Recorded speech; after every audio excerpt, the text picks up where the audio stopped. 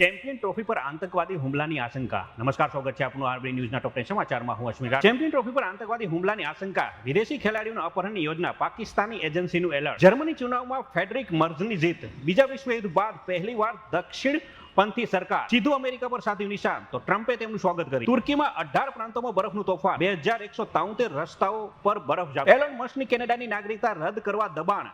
વિરોધ વચ્ચે કેનેડામાં તણાવ વધ્યો. એલોન મસ્ક 3 દેશોની નાગરિકતા ધરાવે છે, જેમાં કેનેડા, અમેરિકા અને દક્ષિણ આફ્રિકાની છે. ટ્રમ્પ તંત્ર વધુ આક્રમક બન્યો. હવે ગેરકાયદેસર વસાહતીને નોકરી આપનાર વ્યક્તિની પણ ધરપકડ થશે. આઈપીઓ લોન્ચ કરવામાં ભારત વિશ્વમાં આગળ. 2024માં કંપનીઓએ $19 બિલિયન એકત્ર કર્યા. અમેરિકામાં યુએસએઆઈડીના ઘણા કર્મચારીઓને રજા પર મોકલી દેવામાં આવ્યા, તો કેટલાકને નોકરીમાંથી કાઢી મૂકવામાં આવ્યા, જેના વિરોધમાં કર્મચારીઓ રસ્તા પર ઉતર્યા. મોસ્કોમાં રશિયન વાણિજ્ય દૂતાવાસમાં વિસ્ફોટ. ફ્રાન્સ સરકારે તપાસ શરૂ કરી. અમેરિકાથી ડિપોર્ટ કરાયેલા ભારતીયોના કેસમાં પહેલી કાર્યવાહી. અમૃતસરમાં 40 ટ્રાવેલ એજન્ટના લાયસન્સ રદ. બાંગ્લાદેશના એરફોર્સ બેઝ પર તોફાનીઓનો મોટો હુમલો. સતત ગોળીબારથી એકનું મોત, તો અનેક લોકો ઘાયલ. તો આ તારના ટોપ 10 ન્યૂઝ, અને હું હતો આપની સાથે અશ્વિન રાઠોડ. જય હિન્દ, જય ભારત.